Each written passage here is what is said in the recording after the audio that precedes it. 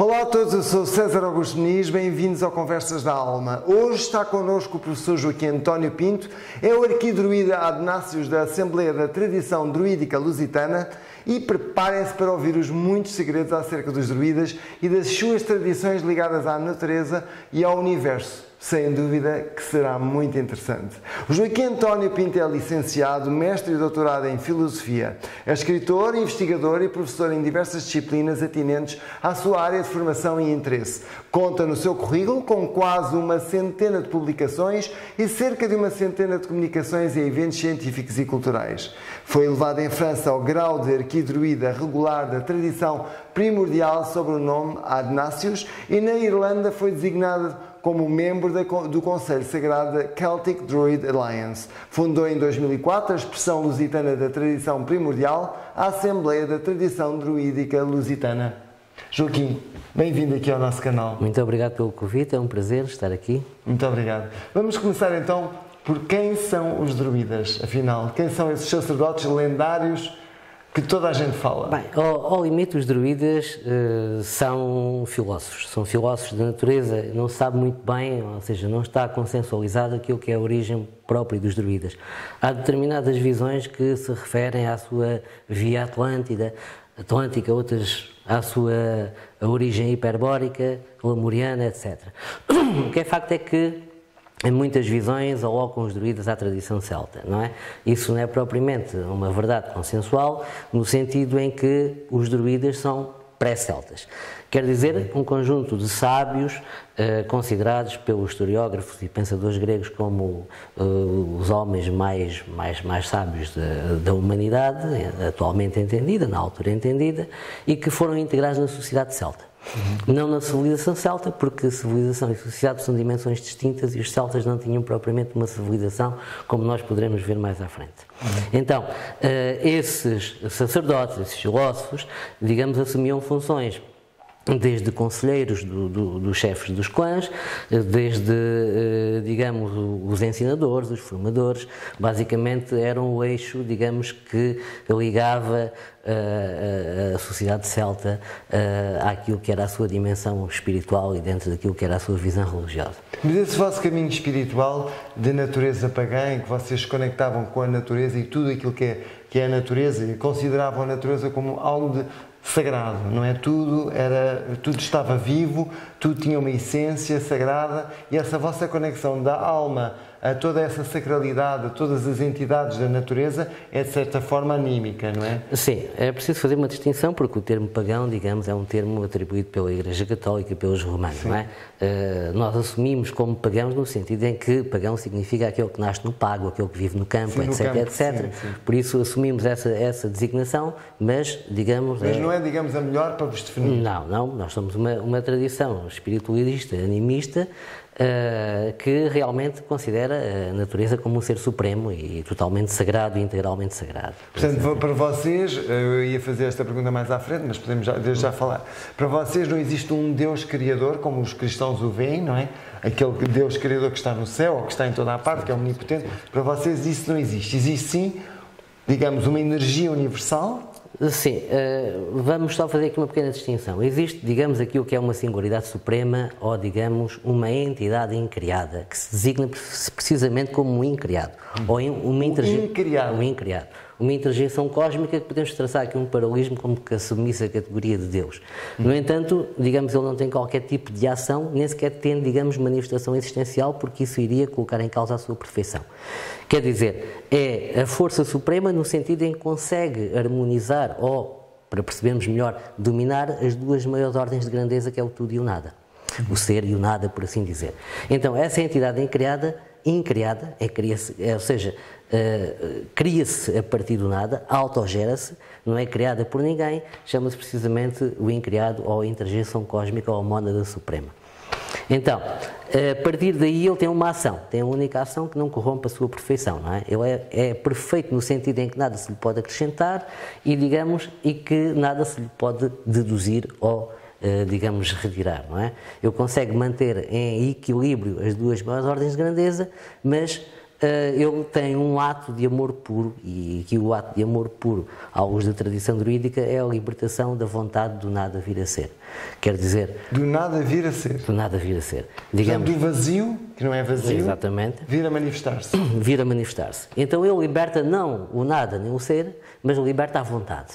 E, digamos, há uma entidade intermédia, por assim dizer, que assume o ofício, digamos, como passibilidade, ou seja, aquela que vai dar possibilidade ao nada vir a ser, que é a nossa criatriz, que é precisamente a grande serpente cósmica, Onir. Portanto, digamos que em termos de hierarquia espiritual, a tal serpente cósmica Onir, é isso? Onir, sim. Onir, ela ficaria, digamos, em segundo plano, digamos, numa dimensão... Em segundo plano, mas é uma entidade mediadora que, por via dela, nós temos noção da existência do incriado ou da não existência do incriado. Digamos, ela estaria, digamos, dentro de uma hierarquia, sei que ela existe, não é para vocês? Não existe, não existe. Mais funcional do que... Portanto, ela seria que é uma emanação? Ela seria, digamos, aquela que habitava o mundo mundado pelo incriado.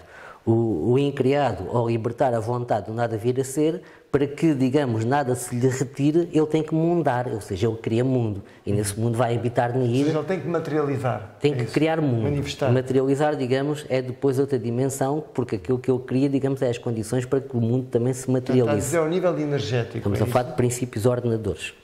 Quer dizer, a assunção de receber aquela função, que é a função mais sagrada de criação, que é aceita por Nihir, digamos, ela por via da sua ativação elementar, ou da farinha cósmica, ela ativa os elementos e a partir daí pode-se dar o processamento dos princípios ordenadores, a vida segundo o espírito e a vida segundo a matéria. Portanto, quando diz os elementos, são elementos água, fogo, terra e ar? Sim, mas como princípios ordenadores.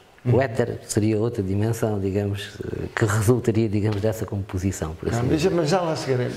A vossa linhagem segue as tradições ancestrais hiperbóricas. Sim. Para já, talvez seria bom nós explicarmos o que era Hiperbórea. Sim. Esse essa península ou ilha lendária que muitos sábios falam, sobretudo gregos, não é? De Hiperbórea. Sim, sim. O que é essa Hiperbórea e de onde é que vem essa ancestralidade hiperbórica? Hiperbórea é uma terra mítica, digamos, mas o mais importante seria, digamos, fugirmos um pouco ao símbolo. O símbolo, digamos, é algo vazio no qual nós poderemos colocar lá dentro um conjunto de significados. O que é importante reter e porque é que a nossa tradição é hiperbórica? É hiperbórica não no sentido de vida segundo a raça, mas de vida segundo o espírito, não é? Os hiperbóreos eram considerados, digamos, o povo dourado. Dourado no sentido de elevação, do polimento, de evolução, de elevado do ponto de vista espiritual. É por isso que se diz que as nossas linhagens são de via hiperbórea, não é? Então, obviamente... Mas para vocês, então, a hiperbórea é como se tivesse sido, no fundo, um local onde essa tradição nasceu, ou apareceu, ou se materializou. Existem visões que afetam Qual é a sua visão? A minha visão é mais, digamos, da franja atlântica, ou seja, sou mais Atlântida do que propriamente hiperbórea. Mais Atlântida. Mais Atlântida do que propriamente propriamente mítica hiperbórea. Atlântida. Mítica Atlântida, sim. Mas essa Atlântida, antes da Atlântida, existia hiperbórea ou não? Digamos, não se consegue, digamos, provar o sim nem o não. Mas o que é que os lemurianos foram a Hiperbórea, formaram a Hiperbórea, e depois a Hiperbórea houve uma conexão com a Atlântida, enfim, há muitas teorias. Quando não há, digamos, possibilidade de fazer prova provada, passa aqui a redundância, nós optamos apenas por, digamos, perceber quais são os princípios que regem e o que é que, em termos de travejamentos e orientações, se emanam destas narrativas mais mitológicas e mais lendárias, não é? Então, aquilo que consta é precisamente o ser elevado do ponto de vista espiritual. Os homens mais elevados só eram visitados pelo deus Hermes, deus da mensagem, só ele é que sabia o caminho para a Hiperbórea, digamos, e então, nesse sentido, o que é que compunha do ponto de vista dos princípios éticos esse povo que o levava a ser elevado do ponto de vista espiritual, daí ser o povo ouro dourado.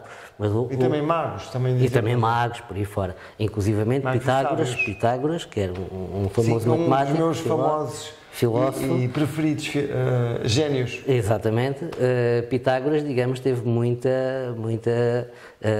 teve muitos ensinamentos da filosofia hiperbórea, não é? E através dele e alguma arqueologia que foi feita, nós conseguimos, digamos, compor um puzzle muito difícil de construir, mas conseguimos. Portanto, vocês foram beber aquilo que vocês acreditam ser sabedoria ancestral hiperbórea. Sim.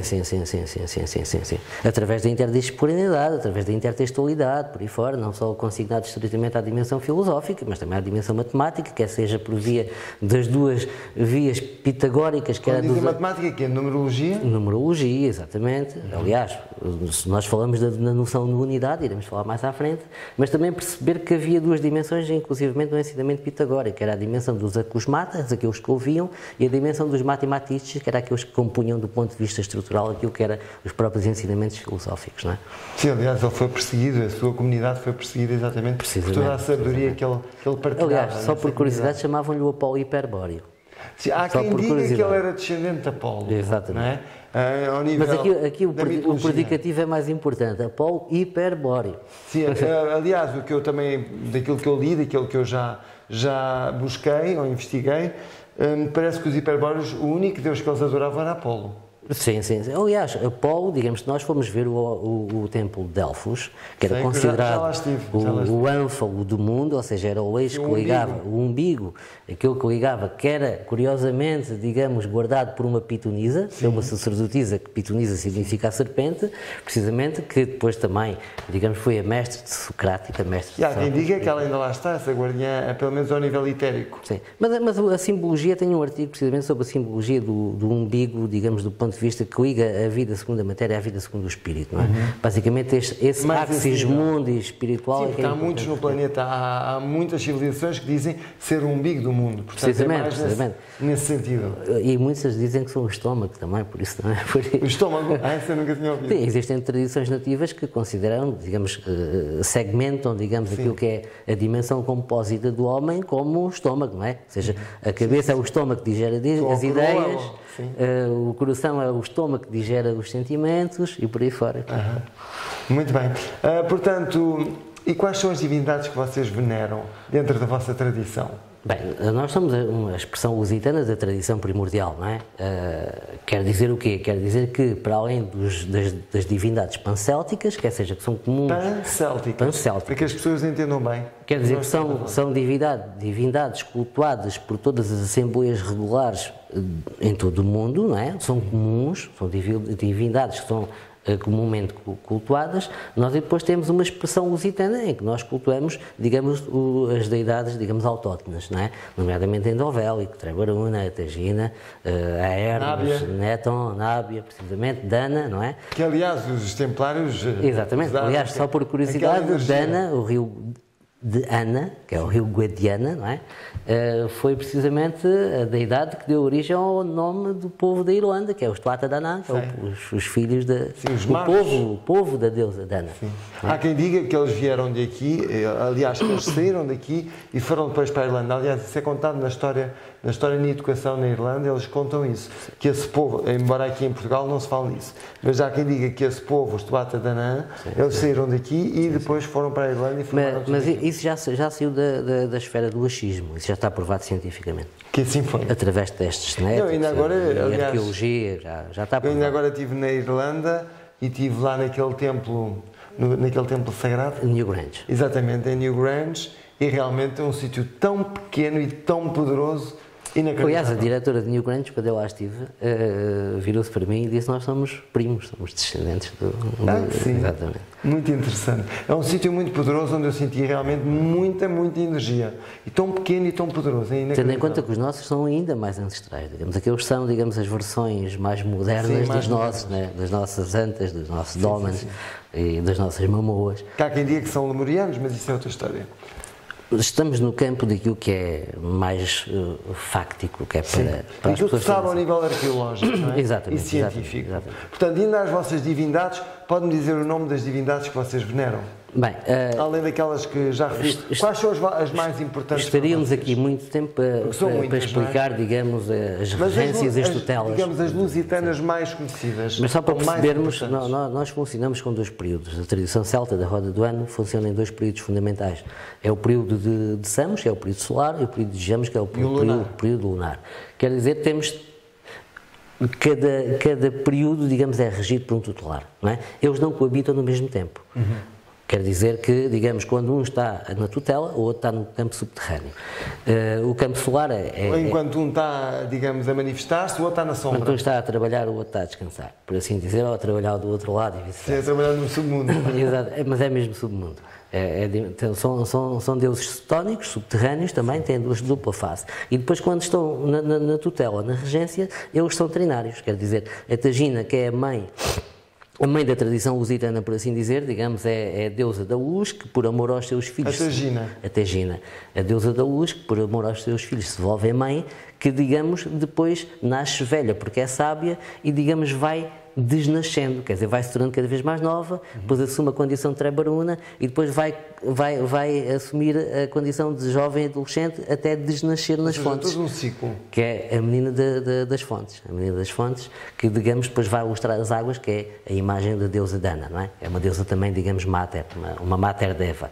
E depois temos o período, digamos, de Samos, que é o período solar, que agora vamos para o período das colheitas, em que já é a face do Lug, em que estamos sob a égide de Endovelic. A fase do Lug. Face do Lug. Face do deus Lug. Deus Lug, que é um pancelta, não é?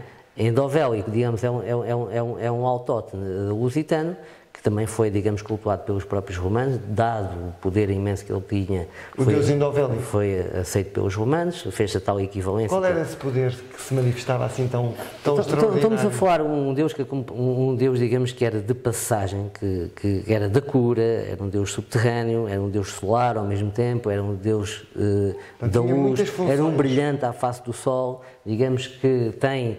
Ele próprio tem três faces, é a face de Endovélico. Endovélico é uma face de transição em que ele, digamos, brota do sol, ou seja, explode do sol e vem montado no primeiro raio de luz, e assim que bate na Terra, ou no ciclo da Abrede, onde nos encontramos, ele ganha o nome de Endo, ou seja, torna-se endógeno, por assim dizer, e depois, quando ele se torna subterrâneo, passa para enobólico, não é? Então, a própria deidade... E o Imbolc, é isso? Não, o Imbolc tem a ver mais com Trebaruna, não é? Trebaruna, que é a Candelária, a Brigitte, por aí fora, que é a dona, a deusa dos mistérios das casas, da roda do destino, é outra dimensão. Teríamos muito que falar, mas basicamente temos essas dimensões aqui. Nessa roda céltica do ano, vocês têm 4 períodos solares, 4 períodos lunares, em que vocês fazem, no fundo, rituais de solstício e equinócio, é isso? Nós temos 2 períodos, não é? Digamos, basicamente, a tradição celta fomenta-se uma larga escala de equilíbrio, não é? Temos um período solar e um período lunar, não é? E dentro desses períodos é que temos subperíodos, não é? Aos meios períodos, por assim dizer. Sim. Então temos o período solar, que é o período de Samos, e temos o período lunar, que é o período de Jamos. Aqueles dois que já falámos anteriormente. Exatamente. E dentro desses é que depois se repartem, que dá origem, digamos, a todos os equinócios, aos solstícios, e depois a 4 festivais, não é? Que é o Imbolc, que é o Lugnassad, que é o Samónios. Samónios ou o Samhain, exatamente. O famoso Halloween, assim, no fundo, que depois se tornou... Para que a maioria das pessoas compreenda o que é esse festival, essa celebração, do que é o Halloween, que depois foi americanizado e se tornou Halloween, não é? Em toda a parte toda a gente sabe o que é o Halloween. É um dos festivais, é uma celebração da ancestralidade, basicamente, aquilo que se venera dos trespassados ou dos mortos, que a nossa tradição venera os ancestrais. Aliás, os ancestrais, de um ponto de vista, digamos, ordenador ou de princípio, sem distinção, digamos, eles são cultuados pelos celtas, não é? Os ancestrais estão sempre presentes em todas as celebrações. Em todas as celebrações. Mas só para percebermos como é que funciona. Como agradecimento aos antepassados? Sim, como reconhecimento, fundamentalmente como reconhecimento. De todo o seu trabalho. E não só, e que nós os transportamos. Sim, sempre. Seja no ADN espiritual como no ADN físico. Sim. É? Quer dizer, eles já, digamos, estão na vida segundo o espírito e nós ainda estamos na vida segundo a matéria, não é? Então, nós precisamos de fazer o caminho de Imram, que é o caminho de Imram? Imram, que é o caminho para a via segundo o espírito, não é? Para nós alcançarmos as 3 transcendências, que é a liberdade, a felicidade e o amor, não é? Por assim dizer. Mas só para percebermos como é que se faz o circuito solar, porque vai nos mostrar precisamente porque é que em muitas tradições existem os dias dos mortos, não é? Ou dias dos santos, nas tradições mais católicas. No nosso caso é o dia 1, em vez de ser o dia 31. O período solar é o período de fogo, o período lunar é o período dos lumes e das luzes, não é? Então o período de fogo quer dizer o solstício de verão, que é assim, digamos que o deus tutelar é endovélico, propriamente dito, digamos, é o fogo pai. E depois o fogo, digamos, vence com a obra, com a realização da obra, depois transforma-se em brasas, em fráguas, que é o período da assunção dos erros, verificação dos defeitos, das falhas, e depois passa para cinzas. É no período das cinzas que se dá o renascimento da Fênix, e é que é o período de Samónios, ou Samhain. Muito bem. E pode-se dizer que os três pilares da tradição druídica são o amor, a sabedoria e a verdade? Poderiam ser aqui 8 mais. Há quem diga que são esses, mas para vocês, na vossa tradição, quais são? É o amor? É o amor, a sabedoria e a verdade é fundamental, mas eles estão embrincados entre si e são, digamos, comutativos, por assim dizer. Toda a virtude, todos os pilares partem de uma ideia de bem. Fundamentalmente uma ideia de bem. Não é? Digamos que o bem é o valor fundamental a partir do qual emerge a dignidade. Quando nós falamos do amor, falamos, digamos, de um espelhamento à escala da condição ou da imperfeição daquilo que é o amor puro emanado pelo incriado. É o amor que não corrompe a sua perfeição. Nós somos um ser corrupto e devemos ser cada vez mais amor. Não é? Porquê corrupto? Corrupto porque, digamos, nós nos privamos daquilo que é a nossa condição essencial de ser um ser espiritual que assume uma condição humana para voltar, digamos, àquilo que são os braços da sua dimensão mais primitiva, que é a parte espiritual, não é? Por assim dizer. Então, portanto, a verdade... nesse sentido. A verdade, exatamente. A verdade, uma das invocações druidas dos druidas é a verdade à face do mundo, significa que em cima de qualquer coisa que não seja a verdade, nada se pode construir.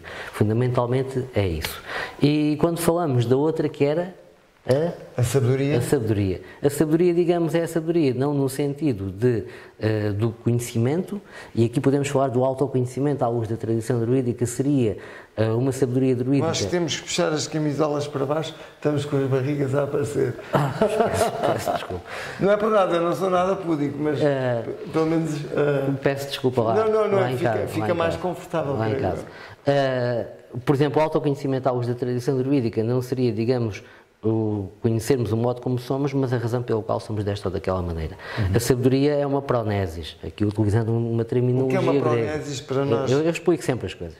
Utilizando aqui uma terminologia grega, é um saber fazer. Ou seja, é uma competência. Quer dizer, eu posso conhecer, mas se eu não conseguir mobilizar o estoque de conhecimento que tenho e resolver problemas da minha vida, eu não sou sábio. De forma prática, Eu não sou sábio. Ou seja, não aplica a sabedoria. Se não aplicar de forma prática a sabedoria, então não é sábio. E de forma adequada. Sim. Quer dizer, conseguir identificar. Equilibrada. Exatamente. Então, só para resumir, para perceberem lá em casa, digamos, capacidade que nós temos de mobilizar os nossos conhecimentos para resolver problemas é a competência que dá origem à sabedoria druídica.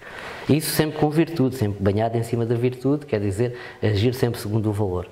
Valores elevados. O valor no sentido da virtude, agir de forma virtuosa. Não é? Nos seus inúmeros escritos sobre a tradição druídica, fala do fluxo energético universal como arquipassível. Quer explicar este termo do arquipassível nesse fluxo universal? Em primeiro lugar, é importante perceber, como eu expliquei há pouco, que, digamos, a tradução da vontade do nada vir a ser, digamos, é um próprio ato sagrado em si mesmo. Não é? E quem permite que isso aconteça, o que permite, ou a entidade, ou a superentidade, ou a mónada suprema que permite que isso aconteça, é precisamente Nir, e funciona como arquipassibilidade. Nir, tal serpente cósmica. Arquipassibilidade. Quer dizer, o que é o arquipassível? Arquipassível não é o arquipossível. Então, o arquipassível é a latência do possível.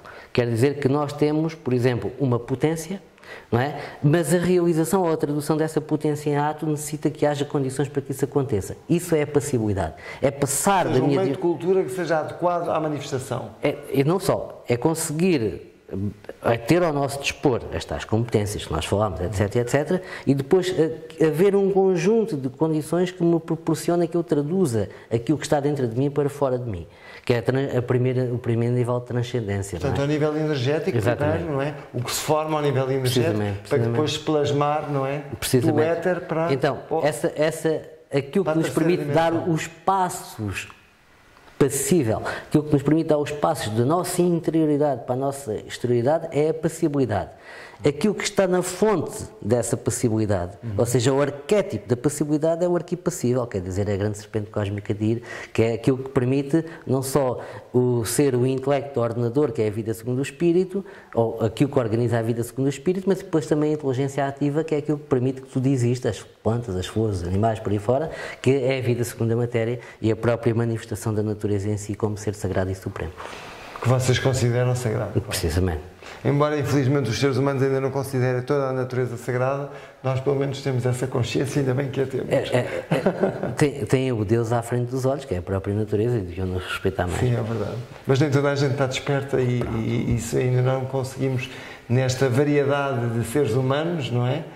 Não conseguimos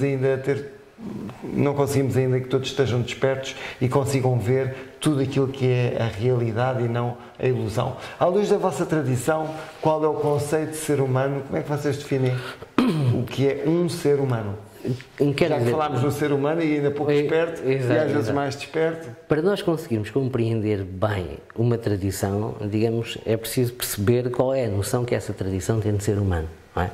E se não se conseguir perceber ou não se entender bem qual é a noção que essa tradição tem de ser humano, não se conhece a tradição. A tradição druídica, digamos, encara o ser humano, como, digamos, uma de origem espiritual, de essência espiritual. Portanto, uma entidade de origem e essência espiritual. Exatamente. Então, a designação de ser humano, aqui, de uma forma, digamos, bastante... acessível? Talvez não acessível, mas pelo menos assertiva. Compreensível? Seria, digamos, uma manifestação essencial espiritual, em unidade consubstanciada. Quer dizer, digamos, a vida, segundo o Espírito, priva-se das suas condições primitivas para, digamos, atingir... Quando diz primitivas, é originárias, para, digamos, fazer um circuito partindo de uma dimensão de imperfeição para ser o mais perfeito possível. Quer dizer, o César... Dê um exemplo, enquanto ser humano... Uma analogia, para ser mais fácil às pessoas entenderem. Pois, uma analogia significa que nós não sabemos voar, estamos condicionados, estamos no mundo da fatalidade, não sabemos voar, enquanto espécie, por assim dizer. Mas podemos sentir o que é voar, não é? E sentir o que é voar, estando privado de o fazer, digamos, é uma evolução do ponto de vista espiritual. Não é? Aquilo que está aqui em causa... Como é que traduz o sentir que está a voar? Como é que traduz isso? Significa que, do ponto de vista daquilo que é a força mental do ser humano, o ser humano... Ou seja, o poder da visualização e imaginação. Não só da visualização, da imaginação, mas perceber que conseguimos ultrapassar as correntes do determinismo ou do mundo da fatalidade ou do condicionalismo imposto à nossa condição humana. Exatamente. Digamos, rebentar com os grilhões para saber que da nossa essência é espiritual e que nós, voltando àquilo que é a nossa unidade primitiva, nós conseguimos perfeitamente voar não o podendo fazer. Não estando privados de o fazer. Aquilo que está aqui em causa é perceber que, na tradição druídica, sendo uma unidade consubstanciada, quer dizer, nós somos um composto de duas substâncias, por assim dizer, uma substância espiritual e uma substância à qual chamamos alma e uma substância física à qual chamamos corpo. Quer dizer que, mas não há distinção porque somos uma unidade. Somos uma unidade, quer dizer... Nós estamos integrados. Totalmente integrados. Somos integrais nessa unidade. Quer dizer, nós não temos corpo nem alma à luz da tradição druídica. Nós somos corpo em todo o âmbito em que somos alma e somos alma em todo o âmbito em que somos corpo. Aquilo que organiza, digamos, essa consubstanciação, que mantém essa unidade, é a mente ou o espírito, não é? Quanto mais, digamos, amplitude nós conseguirmos para a nossa mente, digamos, mais perto estaremos do retorno aos braços da luz branca, por assim dizer. Da luz branca. Vocês chamam luz branca? É o paraíso dos druidas. O mundo da luz branca, Gwynfrith. O mundo da luz branca é o paraíso dos druidas. Exatamente. Digamos, o paraíso cósmico e etérico, é isso? Precisamente. Em que difere a tradição druídica da vossa linhagem, digamos, de todos os outros grupos druídicos e todo o trabalho que eles fazem? Bem, seja em Portugal, seja no estrangeiro, no mundo inteiro. Em primeiro lugar, há que reconhecer que o ser humano é naturalmente um ser espiritual. É um ser também que procura, digamos, o seu âmbito de espiritualização, consoante a sua evolução, não é? Quer dizer que todas as dimensões de culto têm à partida, ou deve ser à partida, reconhecido o seu grau de dignidade. Não obstante algumas diferenças. Quais são essas diferenças fundamentais entre a vossa ordem e outras? A Assembleia, neste caso? Em primeiro lugar, nós não somos ordem. São Assembleia, não é? Em segundo lugar, não somos neodruídas, pertencemos à tradição druídica primordial, regular, por assim dizer. E qual é a diferença entre regular e irregular? Porque eu sei que na maçonaria há regular e irregular. Sim. No vosso caso, existe isso também? Não propriamente. Aquilo que existe, quando falamos da regularidade, significa que não houve uma quebra na corrente da transmissão da linhagem ao longo dos tempos. Foi oral. Foi oral, o ensinamento é oral, a transmissão da linhagem é feita por via de ritual, não é? Ou seja, um sacerdote é elevado por um druida que recebeu a linhagem do outro druida e por aí fora, digamos, não é? que vai ligar, digamos, supostamente àquilo que é a ancestralidade máxima possível. Pegando aqui numa expressão descilida, a tradição primordial é antiga como o mar e nova com umas ondas, quer dizer, vai-se renovando. Ou seja, eu enquanto onda, eu montei-me, passa aqui a expressão e um pouco, digamos, o vernáculo da expressão, eu montei-me em cima do mar, digamos, para que ser eu próprio onda. Quer dizer que eu represento uma linhagem. E a linhagem não tem a ver com filiação. A linhagem, digamos, é a transmissão de um dom ou de um ofício, não é? Eu não deixo, por exemplo, de ser druida por estar afiliada, por exemplo, à Celtic Druid Alliance, da qual sou membro do Conselho Sagrado. Porque aquilo que é o meu dom, aquilo que é a minha singularidade, aquilo que é a minha vocação está em ato, não é? Agora, a filiação dá o quê? Dá a estrutura, dá a plataforma, dá a possibilidade, digamos, das pessoas se agregarem, das pessoas desenvolverem um conjunto de obras em conjunto, por aí fora, e de comunicarem, de partilharem e crescerem mutuamente, não é? A tradição neodruídica, que tem mais implementação, digamos, na Inglaterra, digamos, tem uma vertente diferente que a distingue de nós, nomeadamente a ver com a observância dos próprios festivais,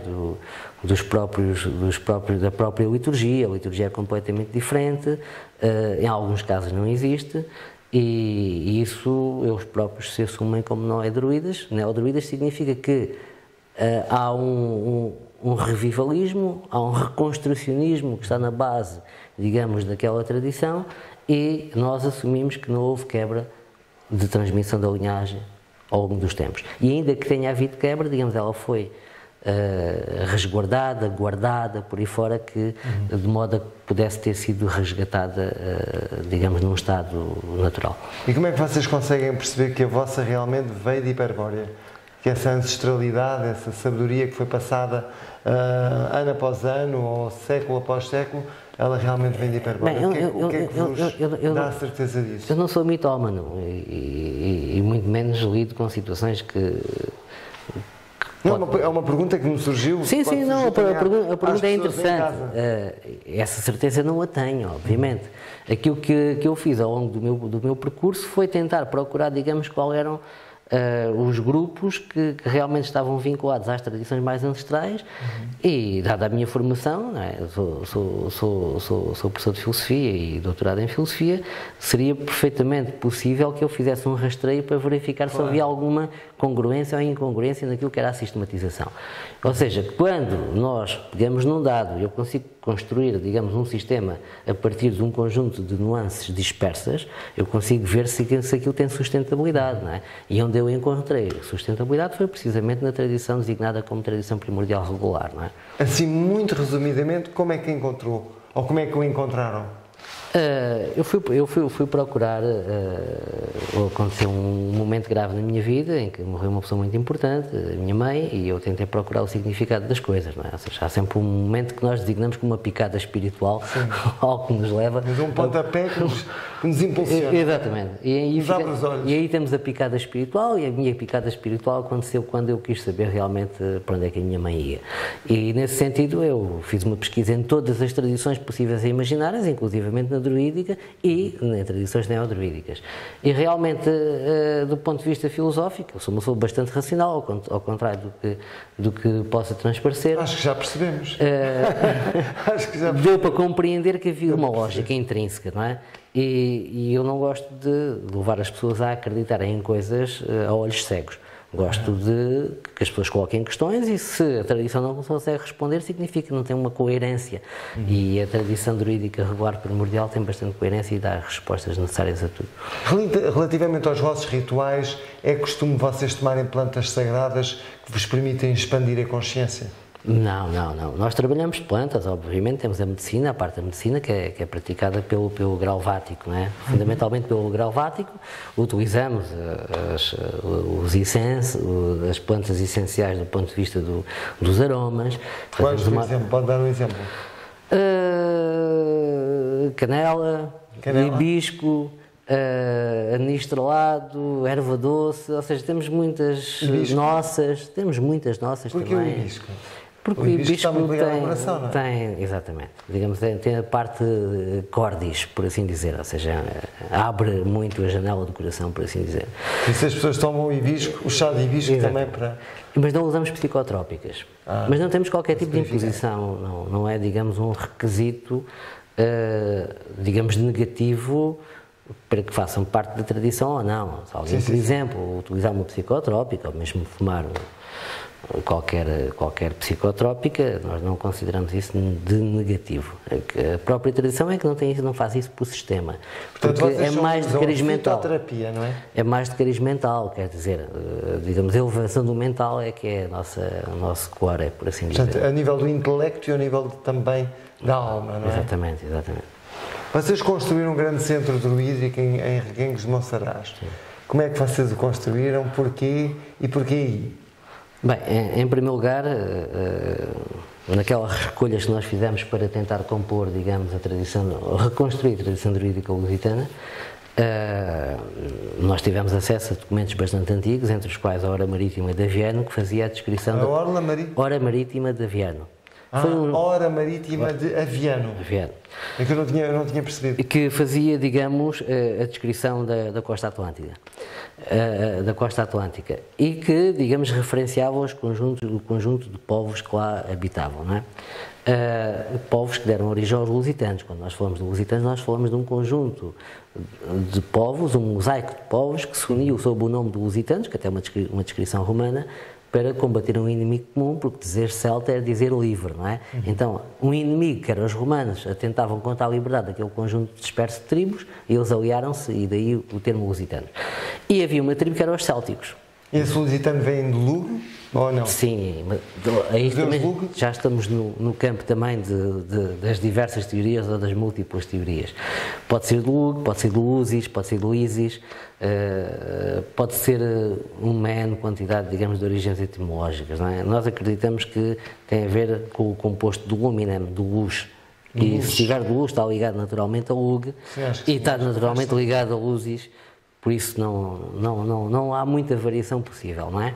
Mas, atenção, percebermos que foi um nome atribuído pelos romanos para identificarem de uma forma unida um povo, que eram vários, contra os quais lutavam, não é? E dentro desses povos havia um, ali na zona de Évora, precisamente onde está implantado o centro druídico da Lusitânia, que eram os célticos. Então, o único povo, em Évora, na zona de Évora, um pouco mais abaixo. E o templo da Diana está associado a... Não, isso é romano. Sim, eu sei que é romano. Sim. Mas antes, porque normalmente os povos às vezes construíam locais. Em cima. Sim, é possível, mas talvez mais para a tribo dos Eborões, não propriamente dos célticos, não é? Os célticos é o que era. Não havia uma civilização celta. Aquilo que havia era um conjunto de tribos, ou de clãs, por assim dizer, podia haver uma organização clânica que tinham um conjunto de traços comuns com os quais se identificavam, ainda que tivessem algumas diferenciações nas suas expressões, não é? É por isso que facilmente eles integravam os druidas, porque os druidas, digamos, trouxeram-lhe aquilo que era a espiritualidade, digamos, que era o que faltava para eles comporem, digamos, o seu sentido. E a sabedoria prática também, não é? Exatamente, mais vital. Então, nós elegemos precisamente aquela zona em homenagem às tribos pré-romanas e fundamentalmente aos célticos que deram o nome, digamos, à própria tradição, não é? E como é que vocês construíram esse centro druídico? Esse templo é um templo que vocês construíram?